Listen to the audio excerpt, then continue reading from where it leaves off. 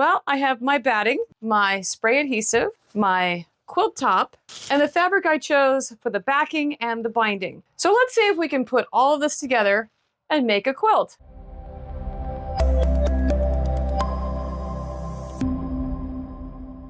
Hello and welcome to Tears of Joy Creative. If you're new to my channel, I like to make sewing tutorials. This video is a part 2 on me attempting to make my very first quilt. I am making a scrap quilt, and if you would like to see how I made this flimsy quilt top, I will put a link in the description below. Today, I'm going to take all the components needed for a quilt and finish my quilt. I have some batting. Now, I know I'm probably breaking some quilting rule somewhere, but I have 2 different kinds of batting. They're very similar in weight, and I did go to Hobby Lobby today to check out their battings. I have enough between these 2 pieces that I think it's going to work just fine. I mean, this is the inside of the quilt. I really don't think it matters as long as they were not very different in weights. Now, I'm going to be using a quilt adhesive spray, and this comes as a recommendation from Karen Brown on Just Get It Done Quilts, who I've referenced before. And she sprays this adhesive on the back of the flimsy, on the batting, and on the backing material. And then she irons it all flat before she then quilts it on the machine. And this one says it's specifically for working with quilts and batting, and that it won't gum up your machine needles. Now, one of the dilemmas I had with all of the colors in my quilt top here, what color of backing I should use that would also be for my binding. And I thought about it and finally came to the decision that since red is my favorite color and it is pretty significant on the quilt, that I would use a red fabric for the backing and the binding. And I found a very pretty bright red that is not just a solid color. I like how it has both a bright red and a dark red kind of a pattern in it. So the first thing I'm going to do is take my 2 pieces of batting and lay it out on top of my quilt top, cut it to fit before I start adhesing it together.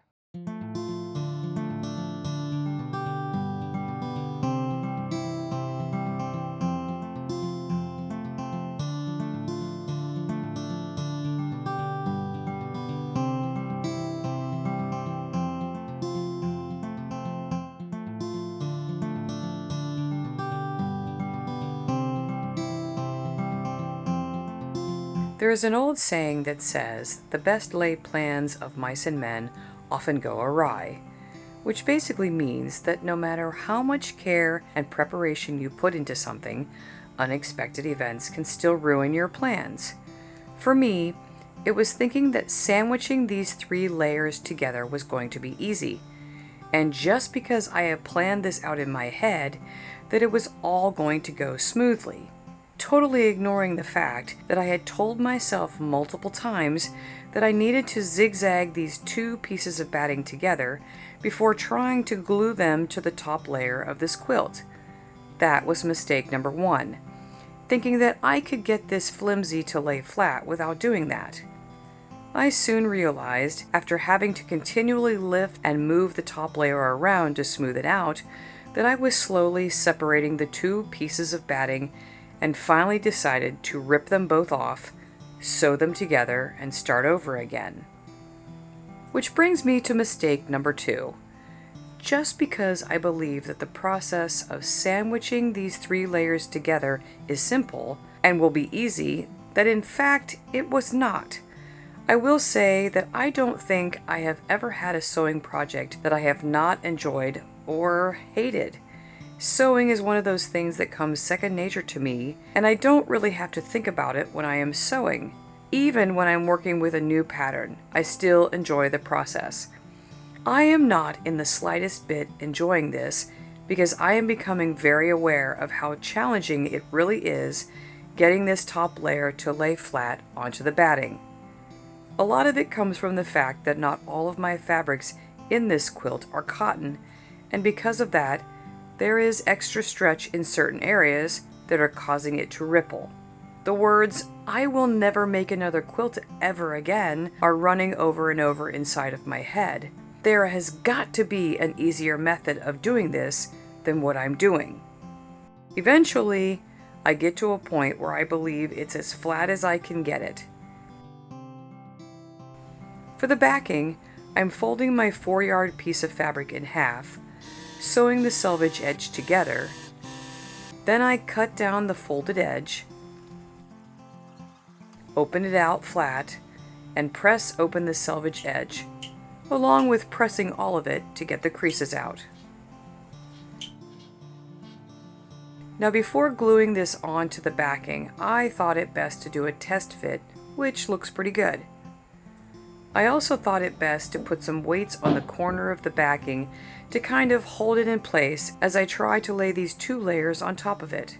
And because my phone kept wanting me to update its software, the notifications stopped the filming, so the only footage I have of laying this out is on my old iPhone that I was using for my short videos, which of course is crooked, but it's all I have.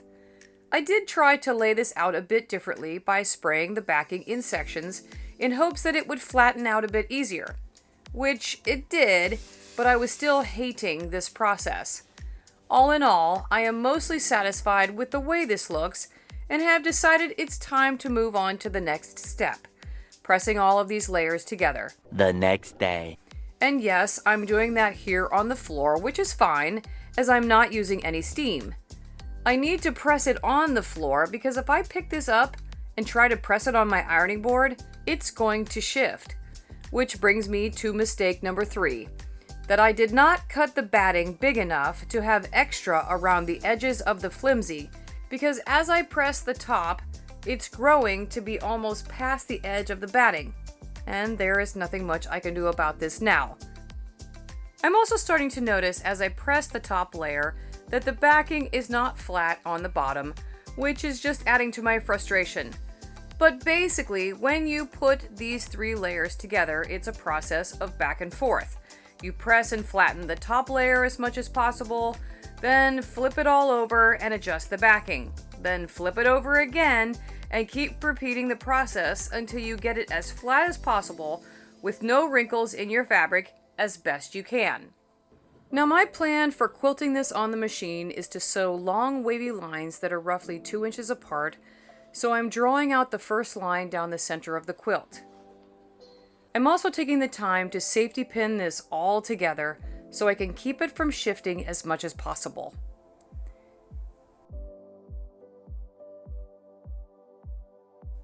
To properly quilt a quilt on a sewing machine, you really need a walking foot. This helps to push multiple layers evenly through the machine at the same speed as the lower feed dogs. I do not have a walking foot, only a regular presser foot. And right away, I'm finding this is rather difficult to push the layers smoothly through the machine due to the weight and bulkiness of it all. One suggestion from Karen Brown is to wear special quilting gloves.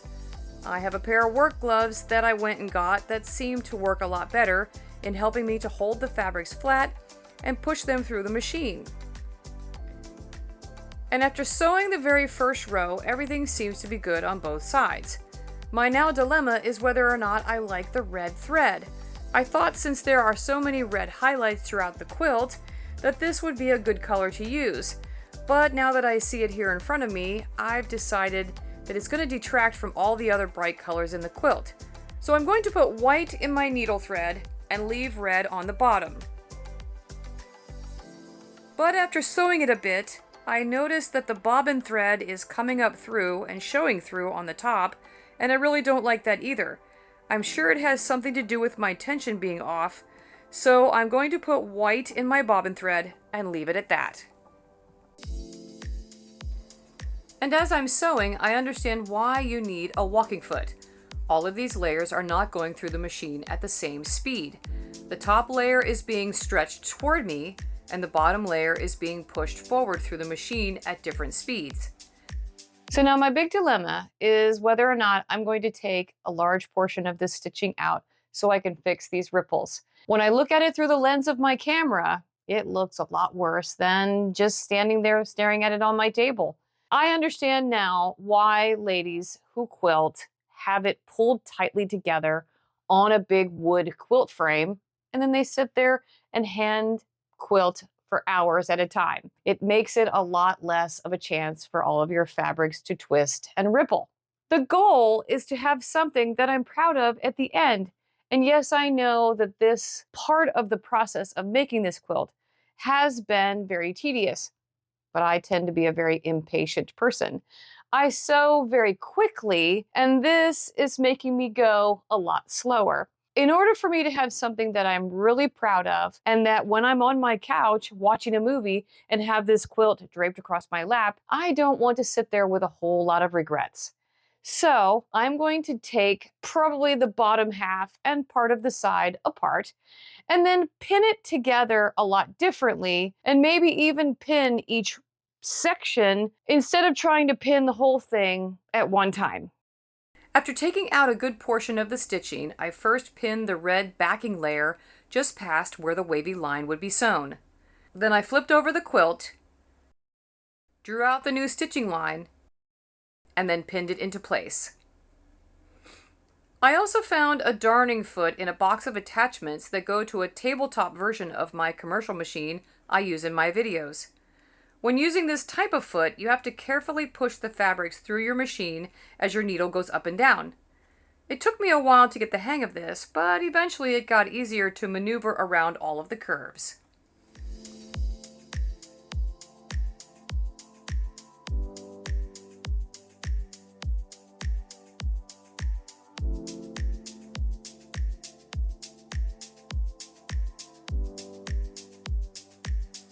And it worked! Taking things slow and pinning each row one at a time made sure that the backing stayed flat. No rippling or twisting. The same way on the front. The whole thing is a whole lot smoother, and I am very thankful to have taken the time to redo most of the stitching lines. I even added some extra batting at the bottom where there were some gaps. To finish this quilt, I first need to trim off the extra batting on the sides. Then I'm going to trim all of the extra fabric down to 1 inch. This will get double folded on top of the edge for a 1/2 inch binding.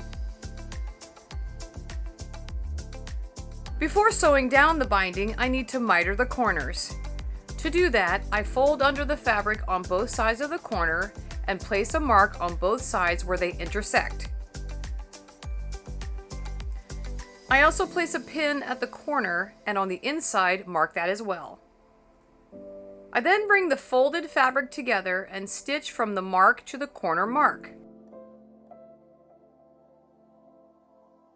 Check the fit on the corner before trimming away the extra on the inside.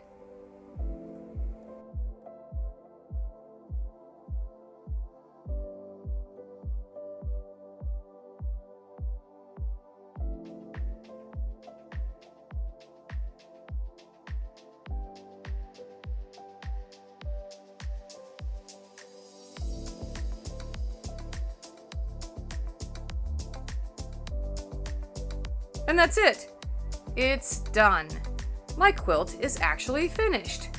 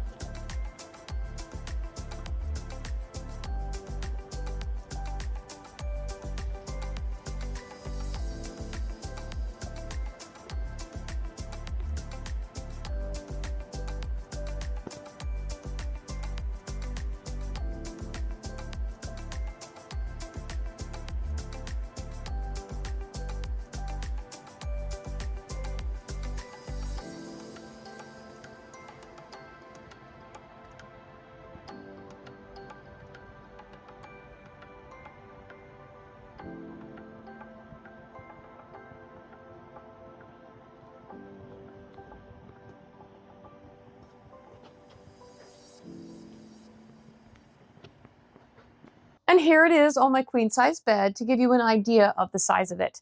It's not going to stay here as it is still super hot here in Florida, and will probably go and hang on the back of my couch.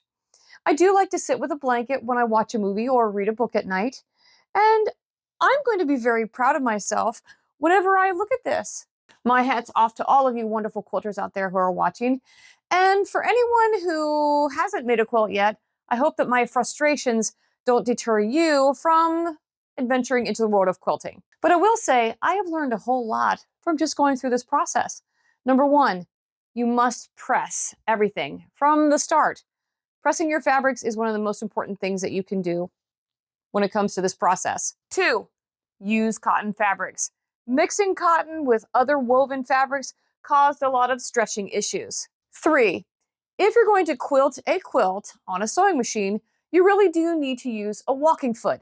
That way, all of your layers of fabric gets pushed through the machine at the same speed, and it will help to prevent twisting and shifting and rippling. Or if you use a darning foot like I did, you need to remember every time you stop to have your needle in the down position in your fabric to hold it in place, because there's no pressure under that particular presser foot. And so your fabrics will shift around very easily. That's why a lot of quilters use it when they're doing freehand or doing swirls when they're stitching. And I know many quilters have a machine that's called a long arm, which gives you a lot more space.